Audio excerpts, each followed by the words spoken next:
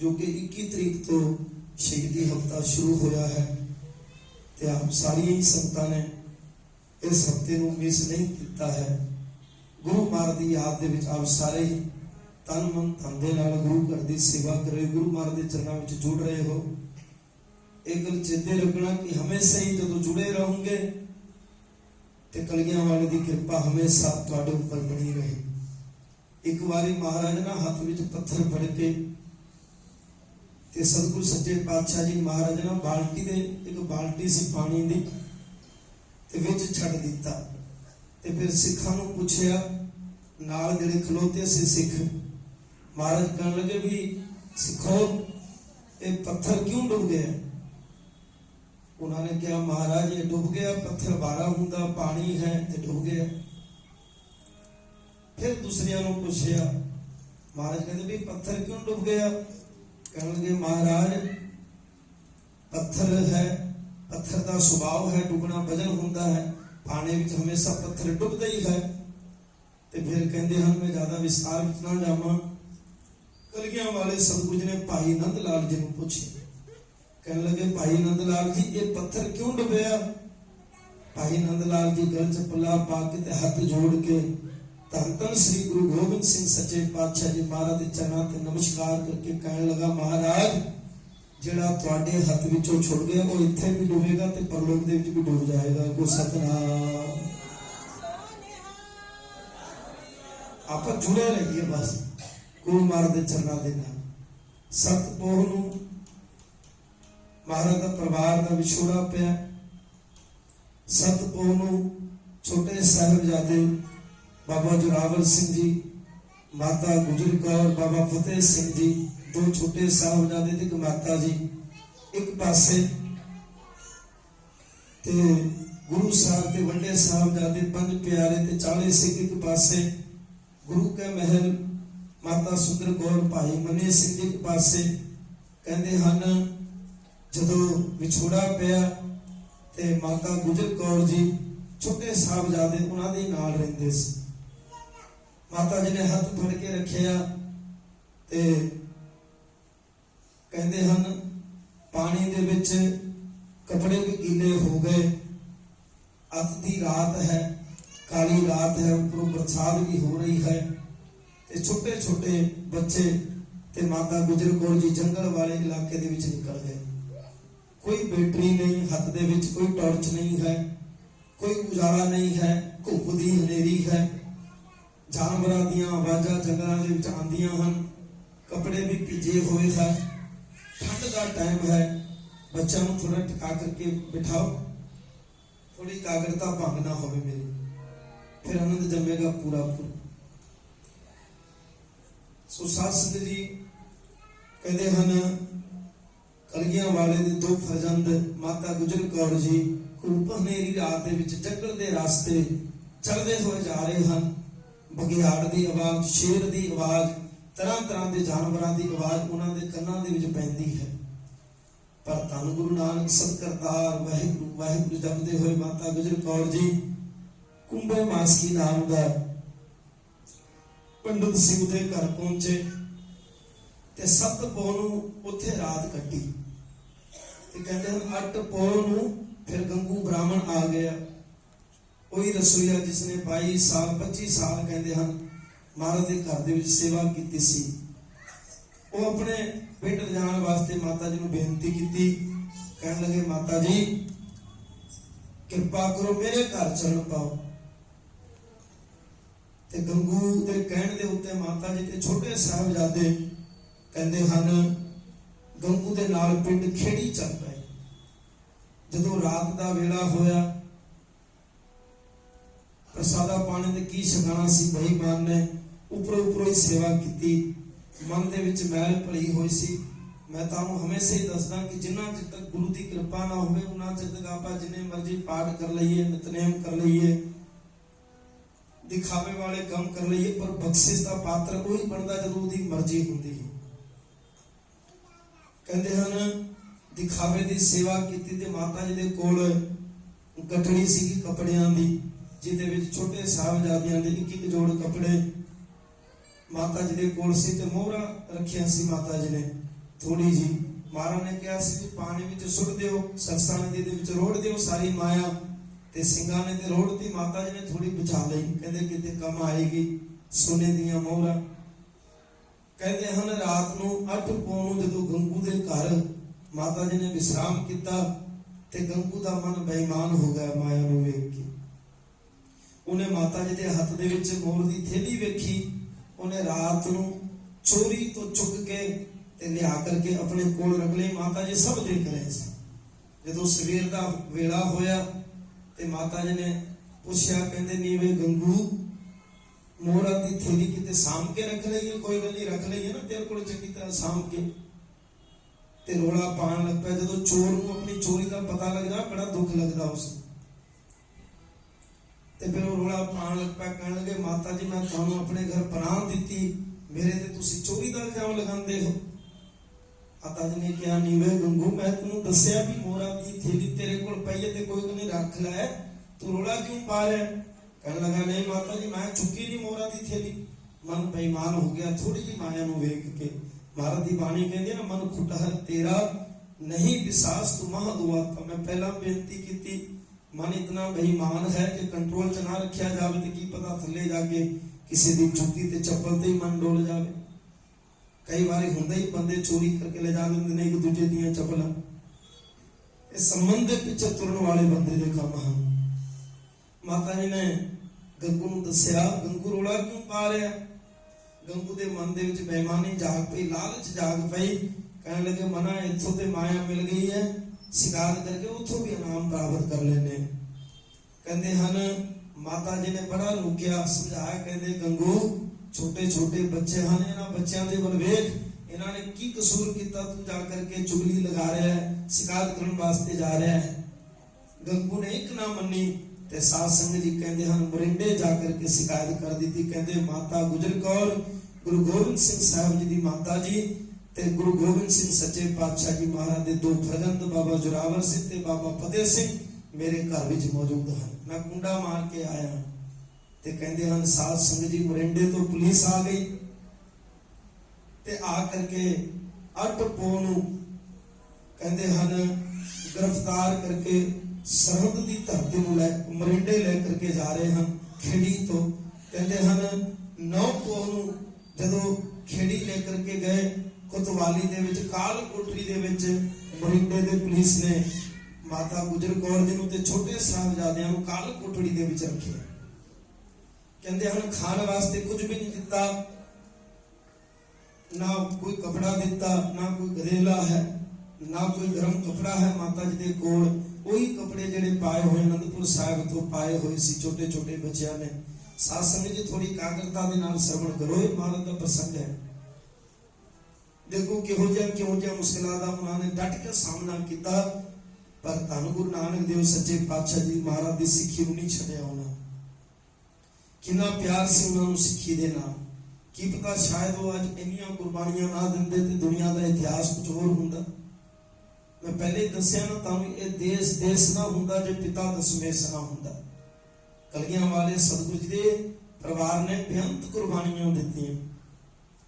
देखो महाराज दे पिता जी शहीद, गांव उन्होंने पिता जी दे दादा जी शहीद, ते फिर महाराज आप शहीद, फिर छोटे छोटे 4 साहिबजादे शहीद, माता गुजर कौर शहीद, जान नालों प्यारे सिंह सुरमे शहीद। किनियां शहीदियां सिखां दे विच होईयां, तुसी हिसाब लगा सकते हो, गिनती नहीं हो सकती। बेमिसाल कुर्बानियां सिखां ने दित्ती। ये जज्बा कित्थों आया? ये जज्बा उदों मिलिया जदों गुरु साहब ने आप कुर्बानी दी। गुरु अर्जन देव पातशाह जी महाराज तो कुर्बानी की प्रथा शुरू हो गई है। ताही महाराज गुरु अर्जन देव जी नूं कहंदे ने शहीदां दे सरताज धन धन श्री गुरु अर्जन साहिब जी महाराज। भट्ट लोग ते भट्टा ने ते गुरु अर्जन देव जी महाराज नूं आप प्रतक हर करके कहा है, धरण गगन नवखंड में जोत स्वरूपी रहो भार, धन मथुरा कच भेद नहीं गुरु अर्जन प्रतक हर। मथुरा जी भट्ट कहते हैं इस धरती दे उत्ते आसमान दे विच, पूरे नीले आसमान दे विच कहते हैं जिस तरह प्रभु परमात्मा की जोत विराज रही है, प्रभु परमात्मा विराजिया होया है, इस तरह गुरु अर्जन देव जी महाराज तुहाडी जोत ते परमात्मा की जोत विच एक रंचक मात्र भी भेद नहीं है। धरण गगन, धरण मतलब धरती, गगन मतलब आसमान, धरण गगन नवखंड में नवखंड धरती दे उत्ते जोत स्वरूपी रहो भार, धन मथुरा कच भेद नहीं गुरु अर्जन प्रतक हर। गुरु अर्जन देव सच्चे पातशाह जी महाराज की शहीदी ते गुरु तेग बहादुर महाराज की शहीदी, फिर कितने सिंह शहीद हुए इसकी गिनती लगा सकते आप? कदे भी नहीं लगा सकते। साध संगत जी छोटे छोटे बच्चे हैं। बाबा जोरावर सिंह जी की उम्र 9 साल की है, बाबा फतेह सिंह जी की उम्र 7 साल की है। तुसी विचार कर सकते 7 साल ते 9 साल के बच्चे किदां साडे कोल टिक्के नहीं बह सकते, ते वो बच्चे किदां दे होणगे, किदां दी उन्हां नूं गुरती मिली होएगी। माता जी ने उन्हां नूं कितना प्यार बख्शिया होना, गुरबाणी का कितना ज्ञान उन्होंने बख्शिया होना। माता जी कितनियां कथा ते कहानियां उन्होंने सुनाइयां गई होणगियां, कितने इतिहास उन्होंने सुनाए गए होंगे। कहते हैं साध संगत जी 8 पौ तो गिरफ्तार करके मरंडे लेकर के गए छोटे साहिबजादे। फिर कहते हैं 9 पौ नूं सारी रात ਮਰਿੰਡੇ ਦੇ ਵਿੱਚ ਕੋਤਵਾਲੀ ਦੇ ਵਿੱਚ ਕਾਲ ਕੋਟੜੀ ਦੇ ਵਿੱਚ ਰੱਖਿਆ। ਨਾ ਕੋਈ ਛਕਣ ਵਾਸਤੇ ਜਲ ਦਿੱਤਾ, ਨਾ ਕੋਈ ਅੰਨ, ਨਾ ਕੋਈ ਪ੍ਰਸਾਦਾ, ਨਾ ਕੋਈ ਪਾਣੀ, ਕੁਝ ਵੀ ਖਾਣ ਵਾਸਤੇ ਨਹੀਂ ਦਿੱਤਾ, ਨਾ ਕੋਈ ਗਰਮ ਕੱਪੜਾ, ਨਾ ਸੌਣ ਵਾਸਤੇ ਬਿਸਤਰਾ। ਕਹਿੰਦੇ ਹਨ ਉਹਨਾਂ ਮਰਿੰਡੇ ਜਦੋਂ ਲੈ ਕਰਕੇ ਗਏ ਹਨ ਤੇ ਸਾਧ ਸੰਗਤ ਜੀ ਇਤਿਹਾਸਕਾਰ ਕਈ ਤਰ੍ਹਾਂ ਦੇ ਇਤਿਹਾਸਕਾਰ ਆਪਣੀ ਆਪਣੀ ਮਤ ਦੇ ਅਨੁਸਾਰ ਲਿਖਦੇ ਹਨ। ਕਹਿੰਦੇ ਹਨ ਛੋਟੇ ਛੋਟੇ ਬੱਚਿਆਂ ਨੂੰ ਮਾਰਿਆ ਵੀ ਗਿਆ ਸੀ ਉੱਥੇ ਮਰਿੰਡੇ ਦੇ ਵਿੱਚ, ਕਿਉਂਕਿ 7 ਸਾਲ ਤੇ 9 ਸਾਲ ਦੀ ਉਮਰ ਸੀ ਬਾਬਾ ਜੀ ਹੋਣਾ ਦੀ। ਤੇ ਕਹਿੰਦੇ ਹਨ ਡਰਾਇਆ ਗਿਆ, ਧਮਕਾਇਆ ਗਿਆ। ਕਹਿੰਦੇ ਹਨ ਫਿਰ 10 ਪੋਹ ਨੂੰ ਫਿਰ ਸਰਹੰਦ ਦੀ ਧਰਤੀ ਤੇ ਸੁਬਾ ਸਰਹੰਦ ਦੇ ਕੋਲ ਲੈ ਕਰਕੇ ਗਏ ਛੋਟੇ ਸਾਹਿਬਜ਼ਾਦੇ। ਅੱਜ 10 ਪੋਹ ਹੈ। ਅੱਜ ਦੇ ਦਿਨ ਸੁਬਾ ਸਰਹੰਦ ਉਹਨੇ ਫਿਰ ਠੰਡੇ ਬੁਰਜ ਵਿੱਚ ਕੈਦ ਕਰਨ ਦਾ ਹੁਕਮ ਦਿੱਤਾ। ਠੰਡਾ ਬੁਰਜ ਮੈਂ ਤੁਹਾਨੂੰ ਦੱਸਿਆ ਨਾ 110 ਫੁੱਟ ਉੱਚਾ ਹੈ। ਅਜੇ ਵੀ ਉਹਨੂੰ ਤੋੜ ਕੇ ਕਾਰ ਸੇਵਾ ਵਾਲਿਆਂ ਨੇ ਦੂਸਰਾ ਬਣਾ ਦਿੱਤਾ। ਕਹਿੰਦੇ ਹਨ 110 ਫੁੱਟ ਅਜੇ ਵੀ ਉੱਚਾ ਹੈ। ਉਹਦੇ ਥੱਲੇ ਦੀ ਪਾਣੀ ਵਗਦਾ ਹੈ।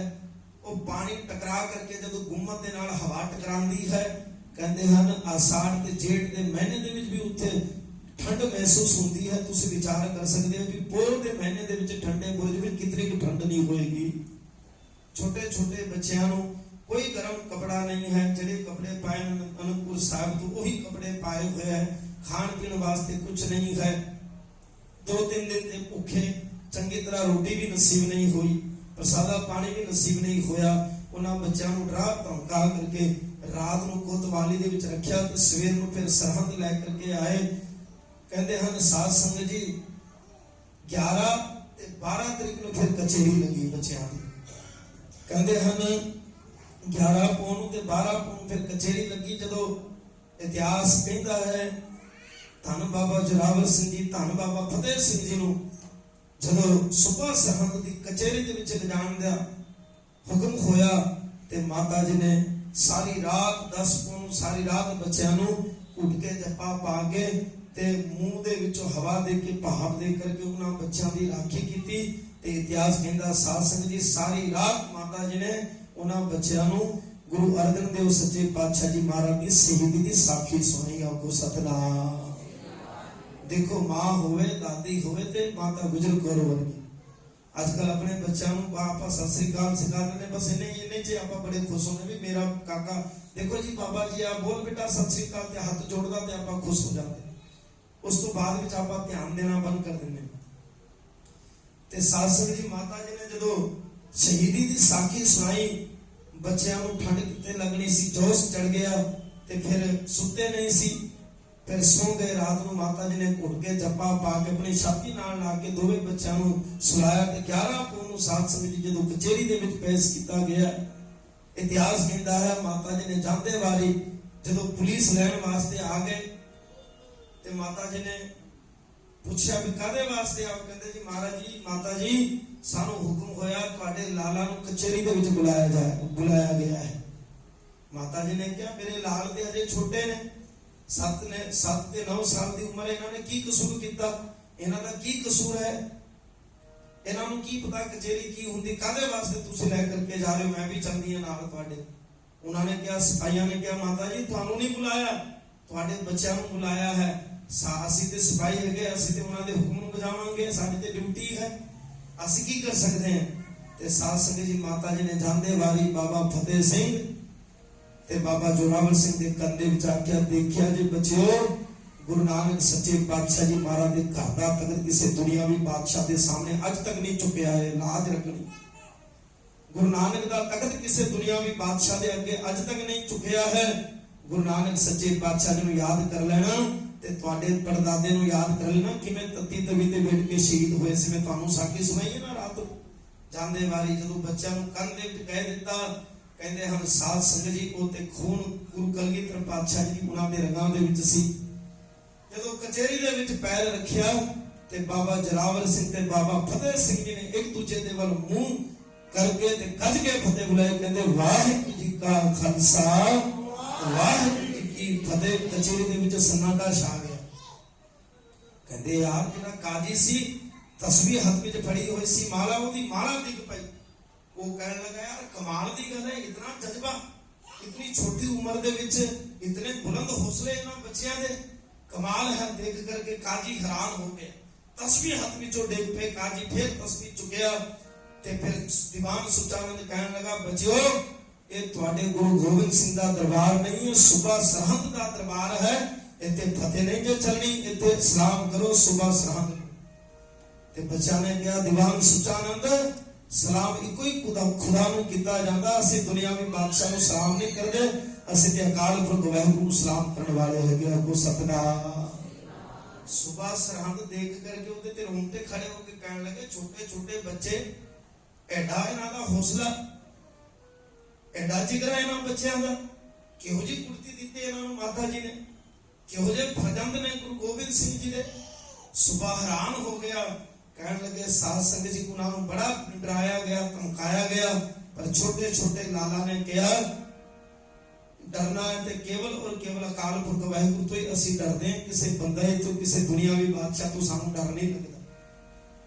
साध संगत जी सुबह सरहंद ते होश उड़ गए वो कहने लगा भी इन्हां बच्चों को इंज करो खिडौने दिखाओ बड़े दिन दे भूखे है इन्हां नूं तरह तरह के पकवान दिखाओ की पता उत्थे बन जाण डोल जाने इतिहासकार लिखते हैं तरह तरह के इतिहासकार ने तुहानू दस्सिया ना अपनी अपनी मत के अनुसार हर कोई इतिहास लिखता कहते हैं बच्चों को 36 प्रकार के भोजन दिखाए गए भूखे सीगे आनंदपुर साहब का किला चढ़िया चज की रोटी नहीं मिली खाने वास्ते गंगू के घर भी ते साध संगत जी इतिहास कहता है छोटे छोटे बच्चों ने 36 प्रकार के जो पकवान वेखे ते आपस में गल करते हैं कहते भरा जी आपा छकांगे ते दादी ते साडे भूखे ही है वो भी ते भूखे ही है फिर आप किवें छक सकते हैं देखो सबर ते संतोख छोटे छोटे बच्चों के अंदर क्योंकि लाल सी ना गुरु गोबिंद सिंह जी महाराज सबर ते संतोख क्यों नहीं होएगा उन्होंने अंदर कहते फिर तरह तरह के खिडौने उन्होंने बच्चों को दिखाया गया तरह तरह के खिडौने दिखाओ कहते तरह तरह के खिडौने बाबा फतेह सिंह जी 7 साल की आयु के वेखते हैं क्योंकि बच्चों को खिडौने के नाल बड़ा प्यार होंदा है जदों तरह तरह के खिडौने देखे बच्चों ने कहते हैं साध संगत जी किसे खिडौने देख के अपना मन ने बुलाया कहते बाबा जरावर सिंह ते बाबा फतेह सिंह जी की एक खिडौने के उच्च ऊपर नजर पै वो खिडौना किहड़ा सी लकड़ की बनी हुई तलवार ते बनी हुई धनुष ते तीर कमान इतिहास कहता फट दे के जाकर के बाबा फतेह सिंह ते बाबा जरावर सिंह ने बाबा फतेह सिंह ने लकड़ की बनी हुई कृपान खिलौने में फड़ लिया ते बाबा जरावर सिंह ने तीर कमान में फड़ लिया कहते बड़े देर तक बच्चे दोवे खेड़ते रहे क्योंकि बच्चे सी ना खेड़ते रहे ते साध संगत जी जदों सुबह सरहंद दे कोल वापस जदों शाम दा वेला होया कहते बच्चों को पेश किया जावे कचहरी दे विच कहते हम दोवे खिडौने नाल लेकर के बच्चों को पेश किया गया कहने लगे पूछया पुलिस को कहते इन्होंने कुछ खादा कहते नहीं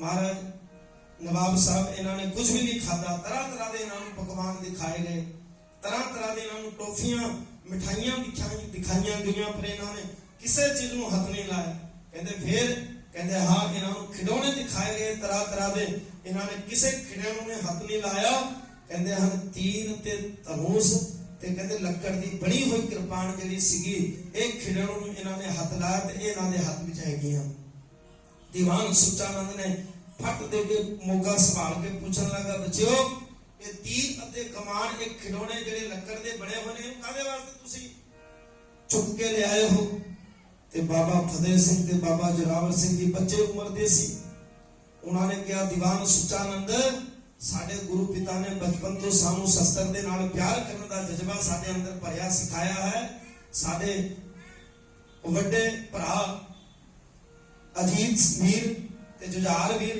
इन्होंने भी सानू गतका सिखाया है कहते ये दुश्मनों के आहू लाने वास्ते असीं ते शस्त्र दे नाल प्यार करते हैं साडे कोल कोई बड़ा शस्त्र नहीं है इस वास्ते असीं इस शस्त्र नूं साडे हाथ विच रखिया है सुबह सरहंद दी देख के ते हवा उड़ गए वो खिडौने उन्हां दे कोल वापस लै करके कहंदे ने माता जी दे कोल वापस उन्हां नूं भेज दिता ते माता जी नूं सारी गलबात सुनाई साध संगत जी इतिहास कहंदा फिर दूसरे दिन कचेरी दे विच जदों पेश किया गया मैं तुहानूं दसांगा कहंदे उन्हां नूं गुरु के सुतन कथा दे विच लिखिया होया है कि उन्हां बच्चियां नूं छोटी जी लकड़ी बरीक लकड़ी दे नाल बन के मारिया भी गया सी गुरु सुतन की कथा दे विच लिखिया होया है कहंदे हम जंग दे नाल बन के भी उन्हां नूं कोड़े भी बरसाए गए छोटे छोटे बच्चियां नूं उन्हां दे ਅੱਗ ਦੇ ਨਾਲ ਉਹਨਾਂ ਦੇ ਹੱਥ ਨੂੰ ਵੀ ਗਰਮ ਕੀਤਾ ਗਿਆ, ਉਹਨਾਂ ਦੇ ਨੋਹਾਂ ਨੂੰ ਅੱਗ ਦੇ ਵਿੱਚ ਸਾੜਿਆ ਵੀ ਗਿਆ, ਤਰ੍ਹਾਂ ਤਰ੍ਹਾਂ ਦੇ ਤਸੀਹੇ ਦਿੱਤੇ ਸਾਧ ਸੰਗਤ ਜੀ।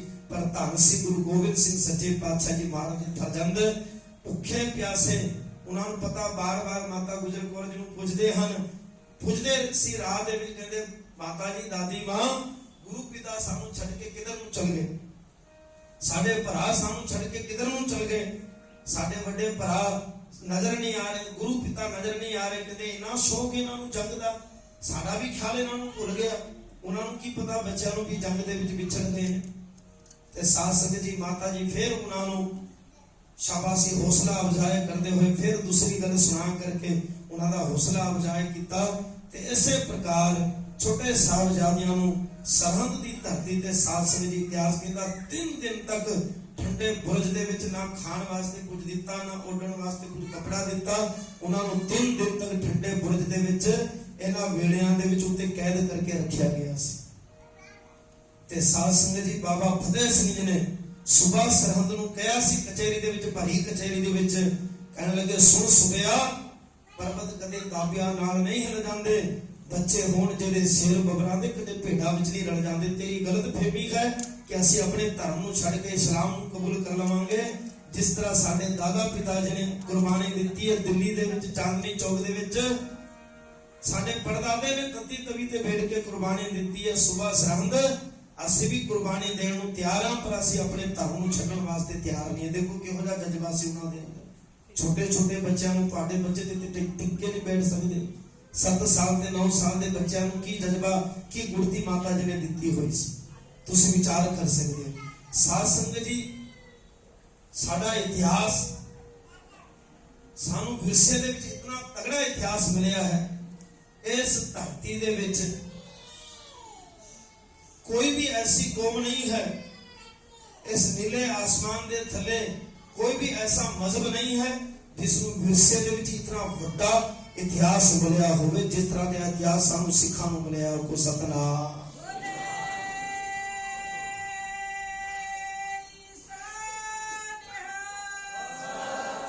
ਕਿੰਨਾ ਵੱਡਾ ਇਤਿਹਾਸ ਸਾਨੂੰ ਵਿਰਸੇ ਦੇ ਵਿੱਚ ਮਿਲਿਆ। ਉਂਜੀ ਥੋੜੀ ਲੋਕੀ ਅੱਜ ਆਪਾਂ ਨੂੰ ਸਰਦਾਰ ਜੀ, ਪਾਪਾ ਜੀ, ਬਾਬਾ ਜੀ, ਵਾਹਿਗੁਰੂ ਜੀ, ਉਹ ਬਾਬਾ ਜੀ ਕਿੰਨਾ ਸਤਿਕਾਰ ਕਰਦੇ। ਸਾਡਾ ਹੈ ਕਮਾਈ ਹੈ ਕਿ ਸਾਡੇ ਕੋਲ? ਮੈਨੂੰ ਦੱਸੋ, ਤੁਸੀਂ ਕਿਮਾ ਕਰਨਾ। ਮੈਂ ਤੁਹਾਨੂੰ ਡਾਕਟਰ ਵਾਸਤੇ ਜਾਂ ਇੱਥੇ ਬੁਰਾ ਭਲਾ ਬੋਲਣ ਵਾਸਤੇ ਨਹੀਂ ਬੁਲਾਇਆ। ਮੈਂ ਕਹਿਣਾ ਆਪਣੇ ਆਪਣੇ ਨਿਤਨੇਮ ਚੈੱਕ ਕਰੋ, ਕਿਹਦੇ ਕੋਲ ਕਿੰਨਾ ਨਿਤਨੇਮ ਹੈ ਸਾਡੇ ਜੀਵਨ ਦੇ ਵਿੱਚ, ਸਾਡਾ ਕੀ ਜੀਵਨ ਹੈ। ਪਰ ਸਾਨੂੰ ਵਿਰਸੇ ਦੇ ਵਿੱਚ ਗੁਰੂ ਨਾਨਕ ਦੀ ਕਿਤਨੀ ਦਇਆ ਹੈ। ਮੈਂ ਤੁਹਾਨੂੰ ਪਹਿਲਾਂ ਵੀ ਬੇਨਤੀ ਕੀਤੀ ਸੀ, ਧੰਨ ਸ੍ਰੀ ਗੁਰੂ ਗ੍ਰੰਥ ਸਾਹਿਬ ਜੀ ਮਹਾਰਾਜ ਨੂੰ ਪੁੱਛੋ, ਸੱਚੇ ਪਾਤਸ਼ਾਹ ਜੀ ਮਹਾਰਾਜ, ਦੁਨੀਆ ਦੇ ਵਿੱਚ ਬਹੁਤ ਸਾਰੀਆਂ ਕੌਮਾਂ ਹਨ, ਬਹੁਤ ਸਾਰੇ ਮਜ਼ਹਬ ਹਨ, ਬਹੁਤ ਸਾਰੇ ਧਰਮ ਹਨ, ਪਰ ਸਭ ਤੋਂ ਵੱਡੇ ਭਾਗ ਕਿਸ ਧਰਮ ਦੇ ਬੰਦੇ ਦੇ ਹੈਗੇ ਨੇ? ਗੁਰੂ ਗ੍ਰੰਥ ਸਾਹਿਬ ਮਹਾਰਾਜ ਨੂੰ ਪੁੱਛੋ ਤੇ ਗੁਰੂ ਗ੍ਰੰਥ ਸਾਹਿਬ ਸੱਚੇ ਪਾਤਸ਼ਾਹ ਜੀ ਮਹਾਰਾਜ ਕਹਿ ਦੇਣਗੇ, ਸਭ ਤੋਂ ਵੱਡੇ ਭਾਗ ਗੁਰਸਿੱਖਾਂ ਕੇ। ਆਖੋ ਸਤਨਾਮ। ਮਹਾਰਾਜ ਦੀ ਬਾਣੀ 'ਚ ਲਿਖਿਆ, ਮਹਾਰਾਜ ਸੱਚੇ ਪਾਤਸ਼ਾਹ ਜੀ ਨੂੰ ਪੁੱਛੋ, ਮਹਾਰਾਜ ਸਭ ਤੋਂ ਵੱਡੇ ਭਾਗ ਇਸ ਧਰਤੀ ਦੇ ਉੱਪਰ ਕਿਹੜੀ ਕੌਮ ਦੇ ਹੈਗੇ ਨੇ? ਤੇ ਗੁਰੂ ਗ੍ਰੰਥ ਸਾਹਿਬ ਸੱਚੇ ਪਾਤਸ਼ਾਹ ਜੀ ਮਹਾਰਾਜ ਕਹਿੰਦੇ ਹਨ, ਸਭ ਤੋਂ ਵੱਡੇ ਭਾਗ ਸਿੱਖ ਕੌਮ ਦੇ, ਗੁਰਸਿੱਖ ਦੇ ਹੈਗੇ ਨੇ, ਜਿਨ੍ਹਾਂ ਨੇ ਗੁਰਸਿੱਖਾਂ ਦੇ ਘਰ ਦੇ ਵਿੱਚ ਜਨਮ ਲਿਆ, ਉਹਨਾਂ ਦਾ ਭਾਗ ਸਭ ਤੋਂ ਵੱਡਾ ਹੈ।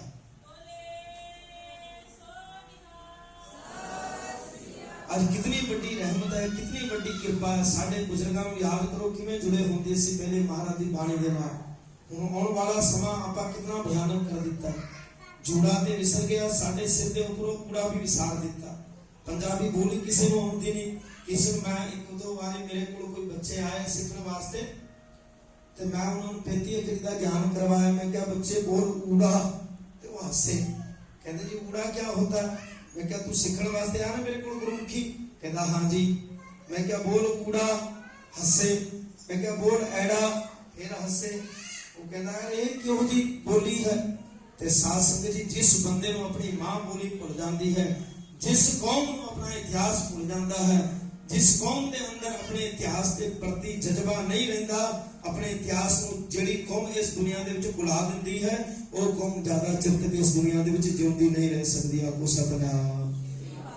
पर तुसीं फिक्र नहीं करना, गुरु महाराज का हुक्म है कि वाहिगुरु का खालसा कलगीधर पातशाह जी ने पंथ सजाया ते सिखां ने पूछया महाराज तुसीं एडी वड्डी कृपा कर दी है, एडा बड़ा खालसा साज दिता है, एक खालसा तुहाडा है। गुरु गोबिंद सिंह सच्चे पातशाह जी महाराज कहते खालसा मेरा नहीं है। फिर पूछन लगे महाराज खालसा किदा है, ते महाराज कहते खालसा मेरा नहीं है, वाहिगुरु जी का खालसा। जो जंग जीत गए महाराज, 14 जंग लड़िया महाराज ने धर्म युद्ध वास्ते, 14 जंग। लास्ट जंग महाराज दी चमकौर दी गड़ी तो जो निकले ना खदराने दी ढाब ते पहुंचे, अगे अगे प्रसंग आएगा। मोती मेरे ने 11 पो ते 12 पो ਨੂੰ 2 दिन तक दूध पिवाया सी, कल दे दिन मोती मेरा आएगा, दूध किवें पिवाया उसने। इतिहास कहता साध संगत जी खदराने दी ढाब ते आखिरली जंग 14वीं जंग महाराज ने लड़ी। ਉਹ ਸਿੰਘ ਜਿਹੜੇ ਅਨੰਦਪੁਰ ਸਾਹਿਬ ਦੀ ਧਰਤੀ ਤੇ ਵਿਦਾਵਾ ਲਿਖ ਕਰਕੇ ਦੇ ਕਰਕੇ ਆਏ ਸੀ, ਮਹਾਰਾਜ ਨੇ ਕਿਹਾ ਸੀ ਜਿਹਨੂੰ ਜਾਣਾ ਅਨੰਦਪੁਰ ਦਾ ਕਿਲਾ ਚੜ ਕੇ ਉਹ ਜਾ ਸਕਦਾ ਹੈ, ਪਰ ਇੱਕ ਸ਼ਰਤ ਹੈ, ਇੱਕ ਚਿੱਠੀ ਦੇ ਉੱਪਰ ਲਿਖਣਾ ਪੈਣਾ ਕਿ ਗੁਰੂ ਗੋਬਿੰਦ ਸਿੰਘ ਜੀ ਮਹਾਰਾਜ ਅਸੀਂ ਤੁਹਾਡੇ ਸਿੱਖ ਨਹੀਂ ਤੇ ਤੁਸੀਂ ਸਾਡੇ ਗੁਰੂ ਨਹੀਂ, ਇਹ ਲਿਖਣਾ ਪੈਣਾ, ਉਹ ਹੀ ਜਾਏਗਾ। ਇਤਿਹਾਸ ਕਹਿੰਦਾ 150 ਤੋਂ 200 ਸਿੰਘ ਤਿਆਰ ਹੋ ਗਏ ਸੀ, ਪਰ ਜਦੋਂ ਦਬਾਅ ਤੇ ਕਾਗਜ਼ ਜਦੋਂ ਮਹਾਰਾਜ ਦੇ ਸਾਹਮਣੇ ਰੱਖਿਆ ਗਿਆ, ਮਹਾਰਾਜ ਕੁਰਸੀ ਤੇ ਬੈਠ ਗਏ ਤੇ ਇਧਰ ਭਾਈ ਦਇਆ ਸਿੰਘ ਨੇ ਕਿਹਾ ਜਿਹਨੂੰ ਜਿਹਨੂੰ ਜਾਣਾ ਹੈ ਮਹਾਰਾਜ ਦੇ ਸਾਹਮਣੇ ਲਿਖ ਕਰਕੇ ਦੇਣਾ ਪੈਣਾ, ਦਸਤਖਤ ਕਰਨੇ ਪੈਣੇ, ਆ ਜਾਓ ਇੱਥੇ ਲੈਣ ਦੇ ਵਿੱਚ। ਕਹਿੰਦੇ ਇਤਿਹਾਸ ਕਹਿੰਦਾ ਸਾਧ ਸੰਗਤ ਜੀ 40 ਨੇ ਲਿਖ ਕੇ ਬਦਾਵਾ ਦਿੱਤਾ, ਬਾਕੀ ਦੀ ਜ਼ਮੀਰ ਜਾਗ ਗਈ। ਬਾਕੀ ਕਹਿੰਦੇ ਅਸੀਂ ਮਰ ਜਾਵਾਂਗੇ ਇੱਥੇ, ਕੁਰਬਾਨ ਹੋ ਜਾਵਾਂਗੇ, ਭਾਵੇਂ ਖਾਣ ਵਾਸਤੇ ਕੁਛ ਨਾ ਮਿਲੇ, ਤੜਪ ਤੜਪ ਕੇ ਮਰ ਜਾਵਾਂਗੇ, ਪਰ ਗੁਰੂ ਕਲਗੀਧਰ ਪਾਤਸ਼ਾਹ ਜੀ ਨੂੰ ਨਹੀਂ ਛੱਡਾਂਗੇ। ਤੇ 40 ਮੁਕਤੇ ਜਿਹਨੂੰ ਕਿਹਾ ਜਾਂਦਾ ਨਾ 40 ਸਿੰਘ। ਫਿਰ ਮਹਾਰਾਜ ਜਦੋਂ ਖਦਰਾਣੇ ਦੀ ਢਾਬ ਤੇ ਪਹੁੰਚੇ, ਮੁਕਤਸਰ ਦੀ ਧਰਤੀ ਤੇ ਰਾਏਕੋਟ ਤੋਂ ਹੁੰਦੇ ਹੋਏ, ਮਾਛੀਵਾੜੇ ਤੋਂ ਹੁੰਦੇ ਹੋਏ, ਫਿਰ ਕਹਿੰਦੇ ਸਵੇਰ ਸਰਹੰਦ ਨੂੰ ਜਦੋਂ ਪਤਾ ਲੱਗਿਆ ਕਿ ਮਹਾਰਾਜ ਦੇ ਕੋਲ ਫੌਜਾਂ ਬਹੁਤ ਘੱਟ ਹੈ, ਮਹਾਰਾਜ ਦੇ ਕੋਲ ਸਿੰਘ ਜਿਹੜੇ ਤਗੜੇ ਤਗੜੇ ਸਿੰਘ ਸੁਰਮੇ ਸੀਗੇ ਸਾਰੇ ਸ਼ਹੀਦ ਹੋ ਗਏ, ਹੁਣ ਗੁਰੂ ਗੋਬਿੰਦ ਸਿੰਘ ਜੀ ਮਹਾਰਾਜ ਖਦਰਾਣੇ ਦੀ ਢਾਬ ਦੇ ਵਿੱਚ ਮੌਜੂਦ ਹੈ, ਹੁਣ ਤੇ ਫੜ ਲਵਾਂਗੇ ਗੁਰੂ ਗੋਬਿੰਦ ਸਿੰਘ ਜੀ ਨੂੰ। ਕਹਿੰਦੇ ਨੇ 31000 ਦੀ ਫੌਜ ਲੈ ਕਰਕੇ ਸਵੇਰ ਸਰਹੰਦ ਨੇ ਖਦਰਾਣੇ ਦੀ ਢਾਬ ਮੁਕਤਸਰ ਦੇ ਵਿੱਚ, ਜਿੱਥੇ ਮਹਾਰਾਜ ਦਾ ਗੁਰਦੁਆਰਾ ਬਣਿਆ ਮੁਕਤਸਰ, ਉੱਥੇ ਫਿਰ ਹਮਲਾ ਕੀਤਾ ਸੀ। ਤੇ ਉਹਨਾਂ 40 ਮੁਕਤਿਆਂ ਦੀ ਜ਼ਮੀਰ ਜਾਗ ਪਈ। ਮਾਵਾਂ ਤੇ ਭੈਣਾਂ ਨੇ ਚੂੜੀਆਂ ਲਾ ਕਰਕੇ ਉਹਨਾਂ ਨੂੰ ਦਿੱਤਾ, ਕਹਿਣ ਲੱਗੇ ਆ ਚੂੜੀਆਂ ਪਾ ਲਓ ਤੇ ਕੜੇ ਸਾਨੂੰ ਦੇ ਦਿਓ, ਔਖੇ ਵੇਲੇ ਤੁਸੀਂ ਗੁਰੂ ਨੂੰ ਛੱਡ ਕੇ ਆ ਕੇ ਲਾਨਤ ਤੁਹਾਡੀ ਜ਼ਿੰਦਗੀ ਦੇ ਉੱਪਰ, ਅਸੀਂ ਤੁਹਾਡੀ ਜਨਾਨੀ ਨਹੀਂ ਤੇ ਤੁਸੀਂ ਸਾਡੇ ਮਰਦ ਨਹੀਂ, ਛੱਡ ਦਿਓ, ਅਸੀਂ ਤੁਹਾਨੂੰ ਮਰਦ ਮੰਨਦੀਆਂ ਹੀ ਨਹੀਂ। ਕਹਿੰਦੇ ਸਾਧ ਸੰਗਤ ਜੀ ਮਾਈ ਭਾਗੋ ਨੇ ਸ੍ਰੀ ਸਾਹਿਬ ਧਾਰਨ ਕਰ ਲਈ, ਘੋੜੇ ਤੇ ਸਵਾਰ ਹੋ ਕਰਕੇ ਕਹਿੰਦੇ ਨੇ ਖਦਰਾਣੇ ਦੀ ਢਾਬ ਦੇ ਵਿੱਚ ਬੜਾ ਭੈਣਕਰ ਜੰਗ ਹੋਇਆ। ਤੇ ਸਿੱਖਾਂ ਨੇ ਕਿਹਾ ਮਹਾਰਾਜ ਨੀਲੇ ਕੱਪੜੇ ਪਾਏ ਹੋਏ ਨੇ, ਆਪਣੇ ਤੋਂ ਪਹਿਲੇ ਹੀ ਇਹਨਾਂ ਨੇ ਫੌਜਾਂ ਨੂੰ ਰੋਕ ਲਿਆ, ਇਹ ਕੌਣ ਹੈ ਲੜਨ ਵਾਲੇ? ਸਤਿਗੁਰ ਅੰਤਰਜਾਮੀ ਘੜ ਘੜ ਕੇ ਅੰਤਰ ਕੀ ਜਾਣਤ ਭਲੇ ਬੁਰੇ ਕੀ ਪੀਰ ਪਛਾਨਤ। ਮਹਾਰਾਜ ਤੇ ਜਾਣਦੇ ਸੀ ਵੀ ਸਿੰਘ ਹੈਗੇ ਨੇ ਕੱਢਣ ਵਾਲੇ। ਫਿਰ ਇਤਿਹਾਸ ਕਹਿੰਦਾ ਸਾਧ ਸੰਗਤ ਜੀ ਜਦੋਂ ਘਮਸਾਨ ਦਾ ਜੰਗ ਹੋਇਆ, ਸਵੇਰ ਸਰਹੰਦ ਦੀ ਫੌਜ ਨੂੰ ਫਿਰ ਮਾਰ ਖਾ ਕਰਕੇ ਭੱਜਣਾ ਪਿਆ। ਉੱਥੇ ਕਈ ਫੌਜ 10,000 ਤੋਂ 15,000 ਫੌਜ ਸਵੇਰ ਸਰਹੰਦ ਦੀ ਮਾਰੀ ਗਈ ਤੇ 40 ਸਿੰਘ ਉੱਤੇ ਸ਼ਹੀਦ ਹੋ ਗਏ। ਮਹਾਰਾਜ ਵੀ ਉੱਚੀ ਟੀਵੀ ਤੇ ਬੈਠ ਕੇ ਜਦੋਂ ਤੀਰ ਛੱਡ ਰਹੇ ਸੀ, ਕਲਗੀਆਂ ਵਾਲੇ ਸਤਿਗੁਰ ਜੀ ਨੇ ਜਦੋਂ ਵੇਖਿਆ ਫੌਜਾਂ ਭੱਜ ਗਈਆਂ ਨੇ, ਮਹਾਰਾਜ ਗਏ ਕੱਲੇ ਕੱਲੇ ਸਿੰਘਾਂ ਦੇ ਕੋਲ, ਵੇਖਿਆ ਕਿਹੜੇ ਸਿੰਘ ਦੇ ਅੰਦਰ ਜਾਨ ਬਚੀ ਹੈ। ਭਾਈ ਮਾਨ ਸਿੰਘ ਨੇ ਜਿਹੜਾ ਵਿਦਾਵਾ ਲਿਖ ਕੇ ਦਿੱਤਾ ਸੀ ਮੇਨ ਮੁਖੀ, ਤੇ ਮਹਾਰਾਜ ਉਹਦੇ ਕੋਲ ਚਲੇ ਗਏ ਤੇ ਭਾਈ ਮਾਨ ਸਿੰਘ ਦੇ ਸਾਹ ਚੜ ਰਹੇ ਸੀ, ਅਜੇ ਸਰੀਰ ਦੇ ਵਿੱਚੋਂ ਪ੍ਰਾਣ ਚੰਗੀ ਤਰ੍ਹਾਂ ਨਹੀਂ ਨਿਕਲੇ ਸੀ। ਮਹਾਰਾਜ ਗੋਡੇ ਦੇ ਭਾਰ ਭਾਈ ਮਾਨ ਸਿੰਘ ਦੇ ਕੋਲ ਬੈਠ ਗਏ ਤੇ ਭਾਈ ਮਾਨ ਸਿੰਘ ਦਾ ਸਿਰ ਆਪਣੇ ਗੋਡੇ ਦੇ ਉੱਤੇ ਰੱਖ ਕੇ ਕਿਹਾ ਭਾਈ ਮਾਨ ਸਿੰਘ ਮੰਗ ਕੀ ਚਾਹੀਦਾ ਹੈ ਤੈਨੂੰ? ਗੁਰੂ ਨਾਨਕ ਤੇਰੇ ਤੇ ਕੁੱਠਾ, ਤੇਰੇ ਸਾਰੇ ਗੁਨਾਹ ਮਾਫ, ਕੀ ਚਾਹੀਦਾ ਤੈਨੂੰ ਦੱਸ। ਭਾਈ ਮਾਨ ਸਿੰਘ ਨੇ ਕਿਹਾ ਮਹਾਰਾਜ ਜੇ ਤਰੁੱਟੇ ਹੋ, ਕਿਰਪਾ ਦੇ ਘਰ ਦੇ ਵਿੱਚ ਆਏ ਹੋ, ਤੇ ਜਿਹੜਾ ਵਿਦਾਵਾ ਅਸੀਂ ਲਿਖ ਕਰਕੇ ਦਿੱਤਾ ਸੀ ਕਿ ਤੁਸੀਂ ਸਾਡੇ ਗੁਰੂ ਨੇ ਤੇ ਅਸੀਂ ਤੁਹਾਡੇ ਸਿੱਖ ਨੇ, ਕਿਰਪਾ ਕਰਕੇ ਤੁਸੀਂ ਕਿਰਪਾ ਕਰਕੇ ਉਹ ਵਿਦਾਵੇ ਨੂੰ ਪਾੜ ਦਿਓ। ਆਖੋ ਸਤਨਾਮ। ਕਲਗੀਆਂ ਵਾਲੇ ਸਤਿਗੁਰੂ ਜੀ ਨੂੰ ਪਤਾ ਹੀ ਸੀ, ਕਮਰ ਕੱਸੇ ਦੇ ਵਿੱਚੋਂ ਵਿਦਾਵਾ ਕੱਢਿਆ, ਮਹਾਰਾਜ ਨੇ ਨਾਲ ਹੀ ਰੱਖਿਆ ਸੀ, ਮਹਾਰਾਜ ਤੇ ਪਤਾ ਸਾਰਾ। ਮਹਾਰਾਜ ਨੇ ਵਿਦਾਵਾ ਕੱਢਿਆ ਤੇ ਕਹਿਣ ਲੱਗੇ ਵਿਦਾਵਾ ਭਾਈ ਮਾਨ ਸਿੰਘ ਦੇ ਸਾਹਮਣੇ ਪਾੜ ਦਿੱਤਾ। ਮਹਾਰਾਜ ਨੇ ਕਿਹਾ ਭਾਈ ਮਾਨ ਸਿੰਘ ਇਹ ਵਿਦਾਵਾ ਪਾੜ ਦਿੱਤਾ, ਹੋਰ ਦੱਸ ਕੀ ਚਾਹੀਦਾ? ਭਾਈ ਮਾਨ ਸਿੰਘ ਕਹਿਣ ਲੱਗਾ ਸੱਚੇ ਪਾਤਸ਼ਾਹ ਅੰਤ ਸਮੇਂ ਤੁਹਾਡੀ ਗੋਦ ਨਸੀਬ ਹੋ ਗਈ, ਇਹ ਤੋਂ ਵੱਡਾ ਸੁੱਖ ਹੋਰ ਕੀ ਹੋ ਸਕਦਾ ਦੁਨੀਆ ਦੇ ਵਿੱਚ। ਭਾਈ ਮਾਨ ਸਿੰਘ ਨੇ ਪ੍ਰਾਣ ਤਿਆਗ ਦਿੱਤੇ, ਸ਼ਹੀਦ ਹੋ ਗਏ। ਤੇ ਫਿਰ ਉੱਥੇ ਮਹਾਰਾਜ ਨੇ ਵਰ ਦਿੱਤਾ 40 ਮੁਕਤਿਆਂ ਬੇਅੰਤ ਵਰ ਦਿੱਤੇ, ਅੱਜ ਤੋਂ ਬਾਅਦ ਖਾਲਸੇ ਦੀ ਕਦੇ ਹਾਰ ਨਹੀਂ ਹੋਏਗੀ। ਮਹਾਰਾਜ ਨੇ ਉੱਥੇ ਵਰ ਦਿੱਤਾ ਸੀ, ਅੱਜ ਤੋਂ ਬਾਅਦ ਜਦੋਂ ਤੱਕ ਸੂਰਜ ਤੇ ਚੰਦਰਮਾ ਧਰਤੀ ਤੇ ਆਸਮਾਨ ਰਹੇਗਾ, ਉਹਨਾਂ ਚਿਰ ਤੱਕ ਗੁਰੂ ਨਾਨਕ ਤੇਰਾ ਖਾਲਸਾ ਜਿਉਂਦਾ ਰਹੇਗਾ ਇਸ ਧਰਤੀ ਦੇ ਉੱਪਰ।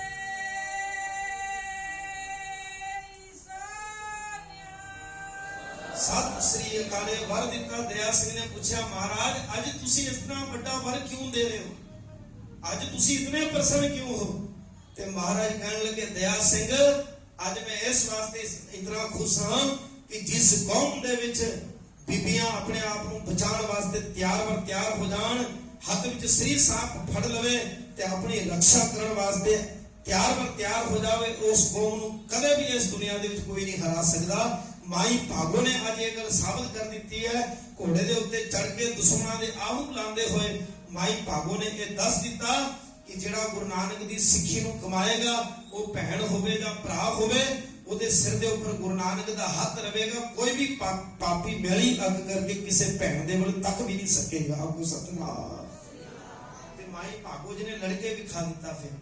ਫਿਰ ਕਲਗੀਆਂ ਵਾਲੇ ਸਤਿਗੁਰੂ ਜੀ ਬੜੇ ਪ੍ਰਸੰਨ ਹੋਏ ਸਾਧ ਸੰਗਤ ਜੀ।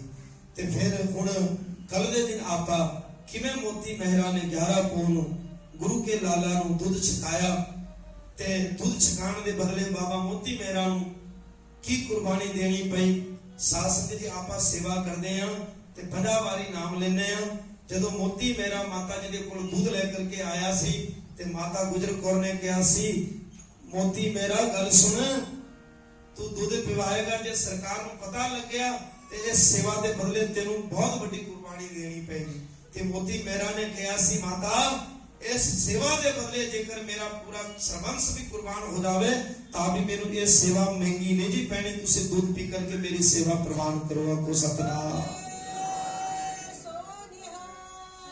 ਤੇ ਬਾਅਦ ਵਿੱਚ ਤੁਹਾਨੂੰ ਪਤਾ ਹੈ ਬਾਬਾ ਮੋਤੀ ਮਹਿਰਾ ਜੀ ਦੇ ਪਰਿਵਾਰ ਨੂੰ ਕਿਵੇਂ ਕੋਲੂ ਦੇ ਵਿੱਚ ਪਿੜ ਦਿੱਤਾ। ਕੋਲੂ ਵਿੱਚ ਕਿਹਨੂੰ? ਜਿਹਦੇ ਗੰਨੇ ਦਾ ਆਪਾਂ ਰਸ ਕੱਢਦੇ ਨਾ, ਉਹਨੂੰ ਕਿਹਾ ਜਾਂਦਾ ਕੋਲੂ, ਜਿਹਦੇ ਵਿੱਚੋਂ ਤੇਲ ਵੀ ਕੱਢਿਆ ਜਾਂਦਾ। ਉਸ ਕੋਲੂ ਦੇ ਵਿੱਚ ਮੋਤੀ ਮਹਿਰਾ ਦੇ ਪਰਿਵਾਰ ਨੂੰ ਪੀ ਦਿੱਤਾ ਗਿਆ। ਇੱਥੋਂ ਤੱਕ ਕਿ ਸੇਠ ਟੋਡਰ ਮੱਲ ਨੇ ਕਿਵੇਂ ਸਾਹਿਬਜ਼ਾਦਿਆਂ ਦੀਆਂ ਸ਼ਹੀਦ ਸਰੀਰ ਨੂੰ ਸੰਸਕਾਰ ਕਰਨ ਵਾਸਤੇ ਮੋਹਰਾ ਵਿਚਾ ਕਰਕੇ ਜ਼ਮੀਨ ਖਰੀਦੀ ਤੇ ਬਾਅਦ ਦੇ ਵਿੱਚ ਸੇਠ ਟੋਡਰ ਮੱਲ ਦੇ ਪਰਿਵਾਰ ਨੂੰ ਵੀ ਕਿਵੇਂ ਸ਼ਹੀਦ ਕਰ ਦਿੱਤਾ ਗਿਆ। 27 ਤਰੀਕ ਤੱਕ ਸਾਰਾ ਪ੍ਰਸੰਗ ਆਪ ਜੀ ਦੇ ਸਾਹਮਣੇ ਰੱਖਿਆ ਜਾਵੇਗਾ। ਅੱਜ ਦੇ ਦਿਨ ਆਪ ਸਾਰੇ ਨੇ ਇਤਨੀ ਕੁ ਸੇਵਾ ਪ੍ਰਵਾਨ ਕਰਨੀ। बस सिर्फ और सिर्फ बेनती यही है कि अपने बच्चों को अपने धर्म के बारे जानकारी होनी अत्यंत जरूरी है। आज जिहड़ा आने वाला समा है साध संगत जी, बड़ा भयानक समा है। ते महाराज का हुक्म है कि जब लग खालसा रहे न्यारा तब लग तेज दियो में सारा। महाराज कहते जिन्ना चਿਰ तक खालसा गुरु के नितनेम विच परपक रहेगा, गुरु नानक की सिक्खी नूं कमाएगा, मेरे ऊपर पूर्ण तौर पे भरोसा रखेगा, साध संगत जी वो खालसे नूं इस दुनिया दे विचों इस सरकार ते की आने वाली जिन्नियां भी सरकारां ने ये खुद मिट जाणगियां, पर गुरु के खालसे ने उस धरती दे उत्तों कोई मिटा नहीं सकेगा। आपको सपना मैं तुहानूं पहला भी बेनती कीती सी कि जितना प्रचार साडे रागी जथा ने कथावाचकां ने नहीं कीता, उन्ना प्रचार 1 साल दे विच किसान भरावां ने दिल्ली दे विच बैठ करके अंदोलन करके उन्होंने दिखा दिता कि गुरु नानक दी सिक्खी जबर दे नाल लड़ना किवें जानदी है ते जबर नूं सहन करके प्यार दे नाल लड़ना भी जानदी है। जेकर जबर प्यार नाल ना मने ते फिर अपनी कुर्बानियां दे करके अपना हक लेना भी जानदी है। 1 साल दे विच दिल्ली दे विच कितना प्रचार होया सिक्खा दा, अपना हक लै करके गुरु नानक सच्चे पातशाह जी महाराज दे गुरपुरब वाले दिन सिखां दी जित हुई ते केसरी निशान दी चर्चा फिर एक बार शुरू हुई। बड़ी मान ते फकर वाली गल है, जदों जदों असीं सजदा रास्ता पढ़िया है लोकां ने बदनाम किया होया सी। पंजाब दे विच नशे दे विच गरक हो गए ने सारे, भावे मोने हन भावे कोई भी हन, जिथे भी है गुरु नानक नाम लेवा सिख जिन्हां ने सिर ते पग बनी हुई है, भावे दक्षिण देश दे रहने वाले हन, बिहार दे विच रहने वाले हन, यूपी दे विच रहने वाले हन, हिंदुस्तान नहीं पूरे नीले आसमान के थले जिथे जिथे भी गुरु नानक नाम लेवा सिख है, साध संगत जी उत्थे उत्थे तुसीं देख सकते हो कितनी चढ़दी कला साडे सिखां दी, कितनी रहमत है गुरु महाराज दी। सिखां नूं जिगरा भी बहुत बड़ा दिता होया महाराज ने। सो गुरु कृपा करे, रहमत करे। किवें छोटे छोटे बच्चों नूं मार के, डरा के, धमका के, भुखे प्यासे रख के उन्होंने शहीद किया गया। इस्लाम के उल्ट उन्होंने फतवा ला करके शहीद किया गया। कल के दिन आपा बाबा मोती महेरा जी का प्रसंग आप जी के सामने ते दूसरी कचहरी दे विच किवें पेश किया छोटे साहिबजादियां नूं, ये विचार कल के दिन आप जी के सामने आप रखांगे। हुण आओ आप सारे ने 5 मिनट धन सिक्खी धन सिक्खी धन सिक्खी है बाजा वाले माही तेरी धन सिक्की है। सारे ने कृपा करके नाल बोलना है।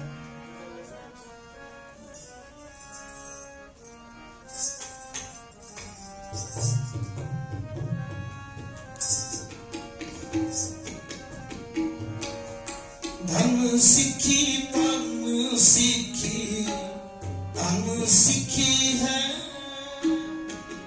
बाजा वाले माही तेरी धन सिक्खी है। धन सिक्खी धन सिक्खी धन सिक्खी है, बाजा वाले माही तेरी धन सिक्खी है। बोलो सारे